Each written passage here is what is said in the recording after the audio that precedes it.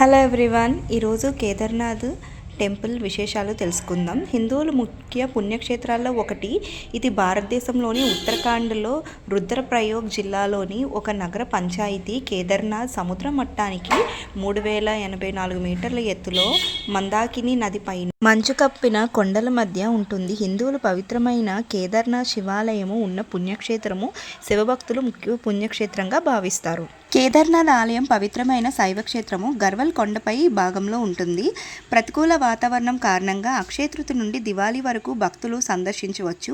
ఈ గుడి తెరిచి ఉంటుంది. ఇక్కడ పూజలు నిర్వహించడానికి అధికారం ఉన్న కుటుంబం అంటూ ఏదీ లేదు. గుడిలో ఉన్న లింగం యొక్క కాలము ఇది అని చెప్పడానికి కూడా ఏమీ లేవు. గుడి చేరుకోవడానికి రోడ్డు మార్గం లేదు. గౌరీకుండ్ నుండి గుర్రాలు, డోలీలు, కాలినడకల మార్గం ద్వారా మాత్రమే గుడిని చేరుకోవచ్చు. ఈ గుడిని ఆదిశంకరాచార్యులు నిర్వహిస్తున్నట్టు ఇక్కడ ప్రసిద్ధి. కేదార్నాథ్ వెనుక భాగంలో ఆదిశంకరు సమాధి కూడా ఉంటుంది. 12 జ్యోతిర్లింగాల్లో ఇది ఒకటి. ఉత్తరాఖండ్లోని చార్ధామ్లో ఇది ఒకటి. గంగోత్రి, యమునోత్రి, బద్రీనాథ్, కేదార్నాథ్లను చోటా చార్ ఉత్తరాఖండ్గా వ్యవహరిస్తారు. ఆలయ మందిర మార్గంలో కుంతీదేవి, పాండవులు, శ్రీకృష్ణులు విగ్రహాలు కూడా ఉంటాయి. అవి కూడా మనం దర్శించుకోవచ్చు. గుడిలో కేదార్నాథ్ స్వయంభూ విగ్రహంగా మనకి దర్శనం ఇస్తారు. ఇక్కడ కురుక్షేత్రంలో యుద్ధం అనంతరం పాపహత్యం పోగొట్టుకోవడానికి పాండవులు ఇక్కడికి వస్తారు. పాండవులు చూసిన శివుడు వెంటనే లేచి గర్భంలోకి వెళ్ళిపోగా పాండవులు వెనక నుండి గట్టిగా స్వామిని స్మర్శిస్తారు. వెంటనే పాపాలు పోతాయి. ఇది పురాణ గాథ. తలభాగం నేపాల్లోను పశుపతినాథ్ ఆలయంలో ఉన్నట్లు స్వయంగా శివుడు పార్వతీదేవికి చెప్పినట్లు స్థల పురాణం. పాండవులు కుంతీదేవితో ఇక్కడ ఈశ్వరుని పూజించినట్లుగా ఈ కారణంగా విగ్రహాలు ఉన్నట్లు ఇక్కడ విశ్వసిస్తారు. ఆలయం ప్రాంగణంలో యాత్రకు కావలసిన పూజా సామాగ్రి దుకాణాలు ఉంటాయి. ఆలయ మార్గంలో ప్రయాణించే సమయంలో వృక్షాలతో కూడిన పర్వతాలు వంటి జలపాతాలు చాలా అలరిస్తాయి. హిమపాతం, వర్షం ఏ సమయంలో ఉంటుందో తెలియదు. ఆలయం పర్వత శిఖరంలో ఉంటుందని కనుక భక్తులు శిఖరాగ్నిని దర్శించి కిందకు రావటం ఒక వింత అనుభూతి. ఇక్కడ ప్రత్యేకతలు ఏంటంటే కేదార్నాథ్ ఆదిశంకరునిచే స్థాపించబడిన శివాలయము. జ్యోతిర్లింగాల్లో ఇది ఒకటి. హిమాలయాల్లోని చార్ధామ్ పుణ్యక్షేత్రాల్లో ఒకటి. ఆదిశంకరులు ఇక్కడ ఈశ్వర సన్నిధ్యం చేరారని కూడా ప్రత్యేకత. ఇది పురాతనమైన శివాలయంలో ఒకటి. కేదార్నాథ్ ఆలయం గర్భగుడిలో అందరూ ఊహించినట్లు శివలింగం ఉండదు.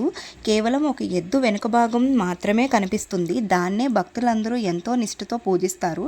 దీని వెనుక ఒక కథ ఉంది. కురుక్షేత్ర యుద్ధం ముగిసిన తర్వాత పాండవులు ఎంతో పశ్చాత్తాపంతో ఉంటారు.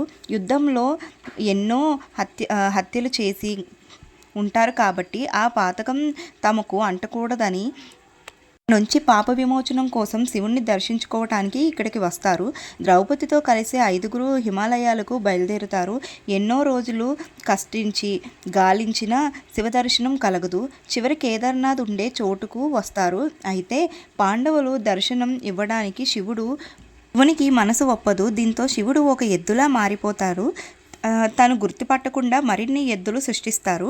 శివుణ్ణి వెతుక్కుంటూ వచ్చిన పాండవులు ఆవులు, ఎద్దులు కనిపిస్తాయి. ఎంత మంచులో ఆవు, ఎద్దును ఎందుకు ఉన్నాయని అనుమానం ధర్మరాజుకు వచ్చి భీముడితో కాలు పైకెత్తమని చెబుతారు.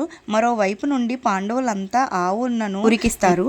ఒక్కో ఎద్దు భీముడి కాలు కింద నుండి వెళ్తుంది. చివరకు ఒక ఎద్దు రూపంలో ఉన్న శివుడు అదే పాండవులు పాపం చేశారు కాబట్టి వారి దర్శనము ఇవ్వకూడదని శివుడిని మనసొప్పదు. తప్పనిసరి పరిస్థితిలో పాండవులకు కనిపించద్దన్న ఉద్దేశంతో భీముడి కాలి కింద నుండి వెళ్ళలేడు కాబట్టి హఠాత్తుగా మంచులోకి దూకేస్తారు. పాండవులు గమనించి పట్టుకునేందుకు ప్రయత్నించగా ఎద్దు వెనుక భాగం మాత్రమే అందుతుంది. అలా ధర్మరాజ్ చేతికి అంటిన మిగిలిన భాగమే ఇప్పుడు కేదార్నాథ్లో కనిపిస్తుంది. మంచులో కూరుకుపోయిన తలభాగం హిమాలయాల అవతలి వైపు ఉండే కాఠ్మండ్లో ప్రత్యక్షమవుతుంది. అందుకే కేదార్నాథ్లోని దర్శనం తర్వాత నేపాల్ వెళ్ళి కాఠ్మండ్ పశుపతినాథ్ ఆలయాన్ని దర్శించుకుంటే అద్భుతమని మనకే తెలుస్తుంది. Please like and subscribe, hit the bell icon. Thank you for watching.